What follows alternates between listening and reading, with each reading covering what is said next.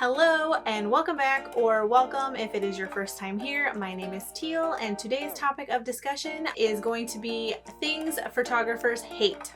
Don't do these things.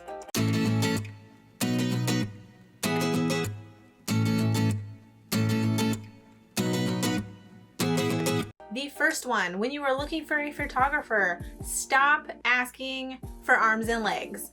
Nobody wants your arms and legs. Arms and legs don't feed the kids and they don't pay the bills. These comments of, I'm looking for a photographer that doesn't cost an arm and a leg. That's not a thing. Stop saying that. I don't know how much your limbs are worth. I don't want them either. Photographers hate that. I especially hate when I get tagged in a post like, oh, they're looking for a photographer. I'm like, well, I don't accept arms and legs, so I must be the right photographer for them. It just sounds silly and it's not cute. Stop saying it. The second thing that photographers hate is when you ask for discounts or when you hint at discounts. The thing is, would you walk into a department store and ask somebody for a discount? No. When your plumber is there unclogging your sink, would you ask them for a discount? Should I call the guys in Oklahoma that are redoing our roof for a discount? Just because I feel like I need a discount. It also kind of sucks when people use sob stories to try to get discounts. We're really tight on money, but we really love your work. It's not a good look and it makes us feel bad.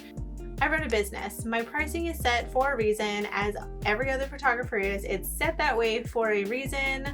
Discounts or hinting at discounts and making us feel bad is not good. Not a good look. Just don't do it. The third thing that photographers hate is ghosting. What does this mean? When you send me a message on Facebook, on email, on Instagram, however, the 100 ways that you would like to contact me, and you say, hey, how much is your pricing? And I say, hey, here's my website. My pricing is this. Let me know what you think. Let me know if I can help you with anything else. And they say nothing.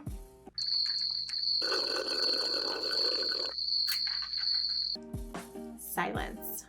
It's a little rude. You wouldn't walk up to a vendor at a farmer's market and say, how much is that? And they tell you the price and you just walk away without saying anything. At least say thanks, I'll think about it. Or even just a thank you. You don't even have to explain yourself. Say something. Ghosting is so rude. The fourth thing that photographers hate are influencers. This definitely goes along with the asking for discounts and asking for free things, but it deserves its own category. Getting messages from influencers who want to collaborate is so annoying.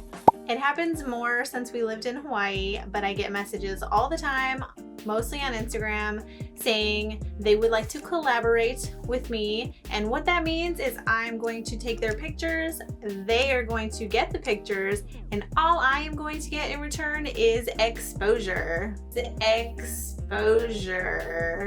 Exposure is a dirty word and you never say it to a photographer. And I cannot use it to pay the bills. I cannot use it to feed my child, and I cannot use it to get my nails done when the nail salon's finally open. So if you are an influencer, let the photographers come to you. If I find somebody and I want to take their pictures, I would absolutely reach out. But getting 3 and 4 requests a week from people traveling to Hawaii is not cool.